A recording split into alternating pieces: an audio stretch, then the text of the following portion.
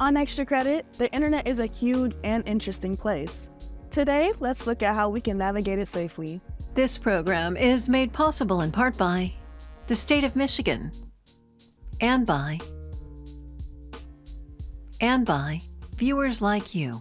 Thank you. Some of us are here to make friends.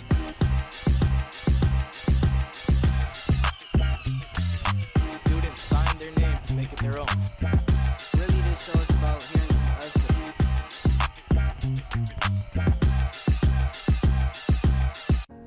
Paige, are you ready to play a game? Depends on what kind of game. It's called Two Lies and a Truth, and you have to guess which one is true. Okay. 84% of teens say it will be hard to give up social media. The second one is that the 5 social media platforms are YouTube, TikTok, Reddit, Instagram, and Snapchat. And the third one is that 95% of teens have access to a smartphone.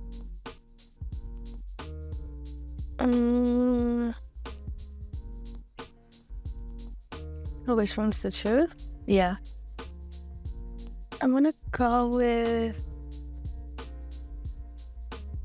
the 95% of teens have access to a smartphone. And that was true?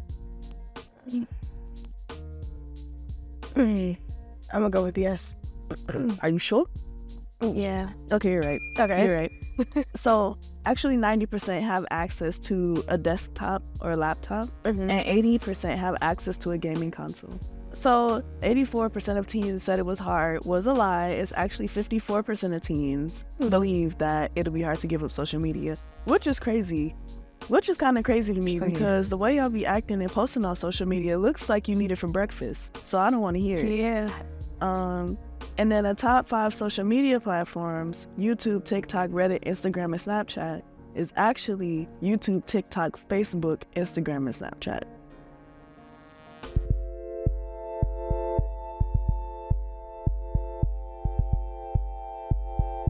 A lot on social media, we watch other people socializing sometimes, and it's almost like, okay, well, what am I doing? Social media seems to be everywhere in our everyday lives, which brought me to the question, how is it affecting the young people who use it? To find out, I sat down with my friends, Sophia, Marissa, and Brienne. So my first question for you guys today is, what social media platforms do you all use and how often do you use them? I mainly use Instagram, would probably be the one I use the most, and I use TikTok occasionally. Yeah. Just Instagram. Okay. I use Instagram and Snapchat, but Instagram is just like an art page. Do you feel that social media is detrimental or is it beneficial to your mental health? I think it's 100% detrimental to me. I don't like being on my phone, yet I still find myself on my phone. I get bored and I turn to social media. And I think it just takes up too much of my time when I want to be doing other things, and I don't make the conscious decision to do something else when it's right in front of me. Mm-hmm. For me, it's very detrimental. I had to delete TikTok about 2 years ago because I was getting a lot of panic attacks from just watching the videos. When you get onto certain sites of social media, it's a lot of people trauma dumping, and that was not good. Mm-hmm. To gain some more perspective, I spoke with Susan Salhaney, the COO of the Judson Center, a nonprofit organization that provides mental health services in the Metro Detroit area. Social media really has some positive benefits overall, right? It keeps us connected with people, keeps us in tune with news and information. We can safely meet new people at times. But there's also, a downside to it because that becomes our frame of what can be reality or what a teen may think is reality. I think that they pointed out some really good points because some youth is so focused on seeing what everyone else is doing on social media or how they could be like that person on social media. But people put on social media as a fake persona, for one. And two, that's kind of like an identity crisis situation going on. And you're trying to be like someone that's on social media. They could be going through it at home, but they're just like posting on social media because it helps them keep that fake persona up. And you trying to be like them is just gonna make you like Right. And not having a life outside of social media, like if you just on your phone however many hours a day, that, as they were saying, creates a addictive behavior. Like you can get addicted or latch on or cling on to anything, like how you do with social media. Like it's easier to do that because you're already doing that, you know. And so when it comes to other attributes of life, now you're clinging or hanging on to something that you really don't need to, as a coping mechanism or as something to just keep you afloat when you don't really need it. And they were also saying that it starts a lot of panic attacks for them sometimes. And that's really important to actually know that that's coming from social media, because at that point, like, now you have to create a boundary for yourself. And so that also begs the question, how old should someone be to be using social media? Like, because at that point when you use social media and we know how negative they can affect our lives, that now there's a self-discipline, or now somebody has to take control and make it manageable and create a balance between real life reality and what's being posted online.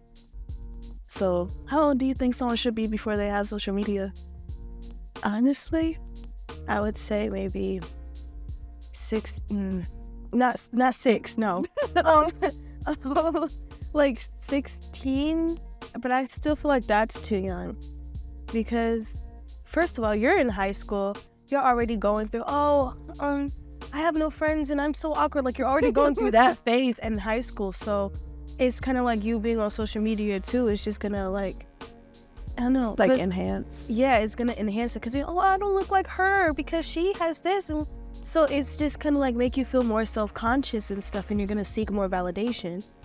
But at that point, like, there's older people who compare themselves to Nicki, Beyonce, they 40, you know? So it's like, people compare themselves to everyone else all the time. That's what I'm saying. So it's like, even when they turn 50, like this age, like what point do you think it should be put on the person? Like when can they be responsible for that time that they spend online? Honestly, I think, like when does the parent step out of watching you on social media? Like, when do they stop taking your phone away and it's your fault? I don't know. I feel like parents should never stop doing that, because let me backtrack.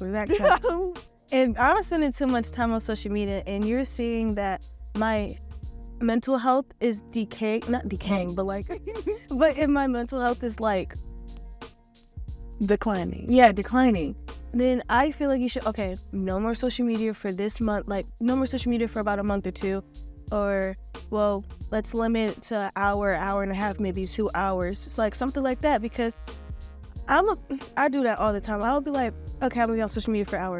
It'd be like 8 hours past. I'm like, oh, it's nighttime. When is it all your responsibility? I mean, when you notice that you have a problem, like as soon as you, like, dang. I'm saying, like, when is it for your mom to be like, hey, you gotta get off your phone? Sometimes you just gonna have to put that parental control on there. For yourself? Yeah. Yeah, like you just gonna have to put that parental control on there.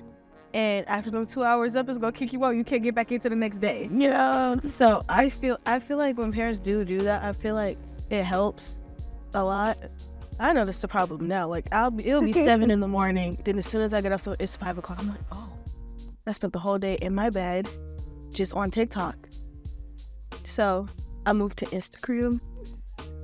Like, and Instagram Reels. What was that supposed to do? I don't know. Like, because I never really get on Instagram like that. I'm mainly on TikTok. Yeah, TikTok is the biggest thing for me. Like, if I deleted, like, Snapchat and, like, Instagram and Twitter, all that, I'll be fine.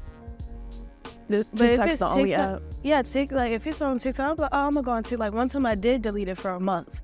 And I'm like, like, I'm bored. I'm gonna go on TikTok. So I ended up reinstalling it the same day. I'm like, the same day? Yeah, because it's an addiction. That wasn't a break. But that was a hiatus. But a very short. I did end up, like, after that day, I'm like, something got to give.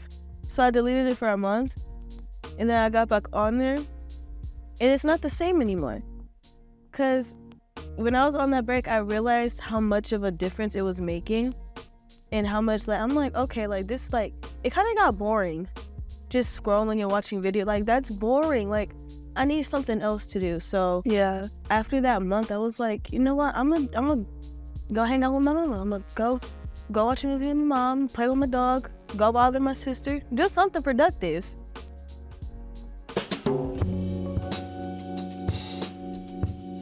I agree to keep young people safe. All social media sites should be over 18 and older.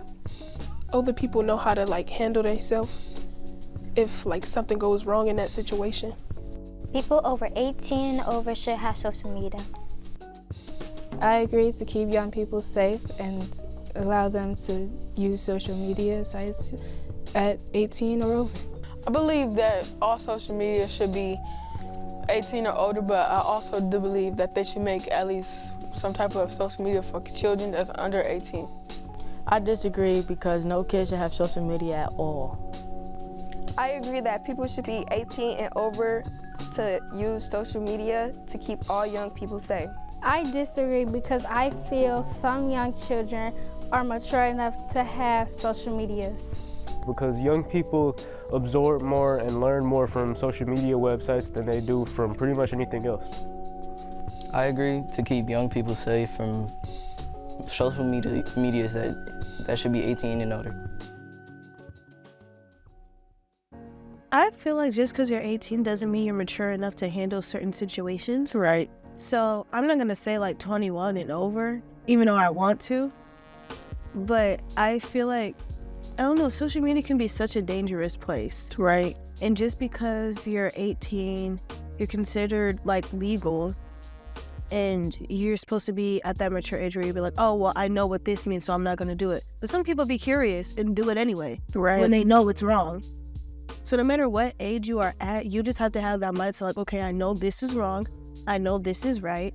So, yeah, I don't know. Like, I like the suggestion for making social media for kids because I was still online. If I was on PBS, Starfall, something, Cool Math, like, I was online. And so, like, I was happy with just that. When I was younger, like, I didn't have Instagram till I was 15. And so, I mean, kids are so impressionable. Like, Yeah. I could say even at 15, 14, like, that made a heavy impact. Like, how I perceive things and how I absorb things and how that's, like, kind of changed who I am, especially my humor. And that the kids aren't the problem. It's what the kids may see. It's who's already on there. You know what I'm saying? And so it's hard for me to say because it's not because the kids just don't deserve it or they don't. You know what I'm saying? Or it's like it's the information that's on there posted by everybody else. Yeah. So it just depends on how you want your kid to interact with the world. Yeah, and there would like be like apps where you could socialize with other people as a kid, and those are dangerous. Yeah, those are dangerous. So I feel like social media should not be for kids at all because, for one, kids grow up way too fast when they're on social media. They see a 17-year-old doing something or wearing something and they think that that's okay for them to do or for them to wear, and it makes them have that mentality at such a young age and be like, oh, well, I grew up so fast because of social media. It's hard to say because it's not that kids don't deserve it. It's but just then like again, if they did make social media for 18 and up, kids could just lie about their age. As they do. Already do. So it's kind of like, so it's there's no win-win either way. That's what I'm saying. Like, it's hard to say. It's so hard to say. If I had to choose whether social media should be for anyone under, for everyone, or just over 18, I would say just over 18. Me too. Because the only reason kids want it so bad is because of their counterparts. At school, if nobody has social media, they'd be fine. The teacher's not pulling up Instagram in the classroom. You know what I'm saying? Like, not on the projector. And so it's like, if all the kids under 18 didn't have social media, I mean, what is there to be jealous of? Like, you know what I'm saying? These people's grown and got to that point where they could do what they want. and your turn is coming soon. I mean, it's just growing up on your time instead of social media's time. Because I'm not gonna lie, like if I didn't have social media till I was 18, I'd probably be the happiest kid in the world. Exactly. I'll be the happiest kid in the world. Like, I promise that. Love yourself. You don't have to have Instagram. It's okay. Like, and in the fact that like people are can still take scared to pictures? post. Yeah, people are scared to post because I'll be looking at the comments. This is gorgeous, girl. You're so ugly. Oh my goodness. Why don't like this is why people's mental health are bad. Like, yeah, this is why people are having panic attacks on social media. With it being so addictive, like that can be, that's like a coping strategy for many, like just to be online and to kind of escape for a while. Oh yeah. Like I've done that before, you know, and oftentimes I didn't feel too much better afterwards. I just feel a little worse because I wasted so much time doing nothing. So that's why I keep picking up hobbies, because I want to be so productive. My name is Pauline Stewart, and I'm a mother of 2 teenage boys. I'm here to tell you about my son, Ryan. Ryan was a victim of sextortion. Sextortion happens when a person blackmails or threatens to distribute your private or explicit photos or videos. If you do not send more explicit photos or videos, money, or engage in activities that may be sexual or illegal in nature. This individual may also threaten to harm your friends or family unless you comply with their demands. Unfortunately, Ryan ended up taking his life due to the extreme pressure that was put on him by the person demanding money and threatening to distribute explicit photos of him. My son Ryan was a senior at Ann Sobrato High School. He was a straight-A student who was planning on attending Washington State University and majoring in agricultural biotechnology. He loved the Future Farmers of America program and was their chapter secretary, and raised his sheep for their supervised agriculture experience project. Ryan was a very trusting person. The individual who sextorted Ryan pretended to be a young girl interested in my son. They, in other words, catfished my son and gained his trust through flirting and showing interest. Ryan truly believed that he was talking to a young girl. This is one of the huge problems with social media. People can pretend to be anyone. The fact that he was told that they would send out or post the pictures on social media had a devastating impact on Ryan. He chose to end his life rather than have the pictures distributed on social media. He believed his reputation would be destroyed, and he was terrified of what his friends and family would think. I really want parents to understand that there are dangers with the online world our kids are involved in. My husband and I had parental controls on our kids' accounts. We knew their passwords, and they could not download any apps without our approval. We thought with all of these precautions that nothing like this could happen to our family. We honestly never thought that this was possible when we created the parental controls. We were so very wrong. We want to make sure that this does not happen to another family. We want to make sure that parents are aware of the risks out there. We would also like them to talk to their kids so that kids feel that they can come to their parents if they make a mistake. Social media is the way that kids are getting targeted in these types of scams. I think that parents should go home and talk to their kids about a few things, such as what apps they use and who they communicate with. I know that a lot of kids play online games against other people.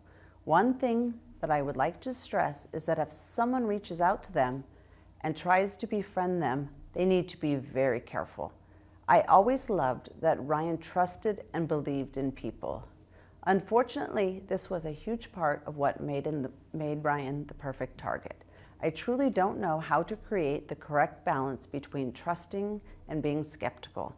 I know that parents need to talk to their children about what to do if someone they don't know reaches out to them. Ryan was my firstborn and an amazing and loving child. His loss has devastated our family. My younger son lost his brother, best friend, his innocence, and trusting nature in one night. Ryan's younger brother has never been interested in getting on social media before this and has had to grow up way too fast. Ryan truly believed that his error in judgment of trusting someone was too much to handle. Please stress with your child that you love them and that if something like this happens, that your family can work it out. We want to get Ryan's story out there so that no other family has to go through what we have. We want to educate both parents and kids about the risks out there and especially about sending compromising pictures to people on the internet.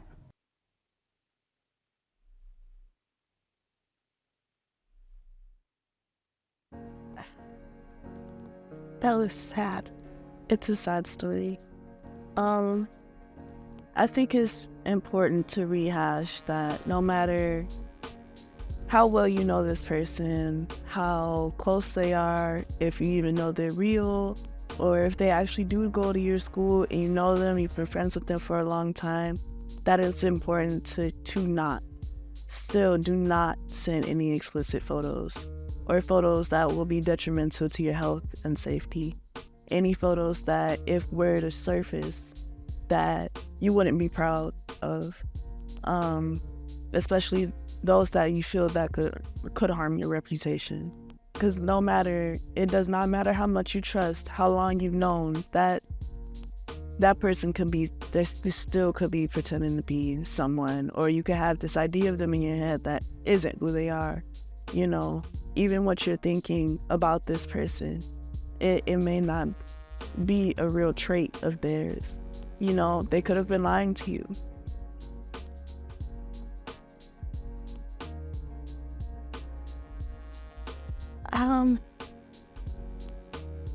I agree with what you said. In that it's really hard to get justice. It's really hard to get justice when these types of things happen because, especially if it's someone that's anonymous or lied about their identity, it's really hard to find where, how, when, what, besides the text messages. Tracking them down gets difficult. And the blackmailing that happens, that often doesn't get resolved either. And that I want to stress that no matter if this happens to you, if this happens to anybody, if there are pictures of you out there, you're no less of a person. You're no less of a being that deserves to be treated fairly. If you were coerced, if you were manipulated, if you free will sent these, knowing that these were pictures that you probably shouldn't have sent, or didn't want to, or wanted to then and didn't and wish you didn't, you know, you're no less of a being that deserves love, care, and attention. And don't let anyone tell you that you're less of a human being because everyone makes mistakes in their life. Everyone makes mistakes. And these types of mistakes happen pretty often. Yeah. So, yeah. It's just best to not do that. It's best to not send any photos. Yeah. At all. Because what can they do if you don't send the photos? You know what I mean? Exactly. What's the worst they can do? Yeah. And, you know, if they're already in someone's phone, it's not like you can delete it through their phone. Like, once it's out there, it's out there. Even if you don't think you'll regret it, think thrice. Think thrice. Yeah. And if you had to ask somebody and their response was, or it could be, or, you know, like, if there are any second thoughts, doubts, concerns, don't send it. Don't send it, especially if you have a career that could influence. Don't do it. Even if they don't say they're gonna send it out, they're still showing people. Yeah, they likely are. They most likely are sending it to somebody else. That's how stuff gets leaked as well. And they can be posted to places that you don't even know. Yeah. Like they might be up somewhere that you wouldn't have thought, you know, or you have no way of knowing unless you're told. Yeah. You know, and so once those pictures are out there, they're out there. Yeah. Even if you're getting blackmailed, they might still be out there, you know, like pictures are so easy to send and it's so easy to freely share without permission, or you give that one person access, you give a lot of people access. There's my thing. If you give somebody access to something private, you gave more than one person access. You will always be giving more than one person access. If you think you trust someone with the deepest, darkest secret, guess what? They're going to tell somebody. You got a secret, you got a spam account, you got private things going on, and you tell somebody, they're going to tell somebody else. You done told a couple people at this point.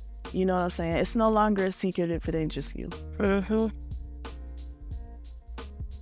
There are always consequences to your actions, whether positive or negative. Remember, the most important version of you is the one that you know is true. See you next time.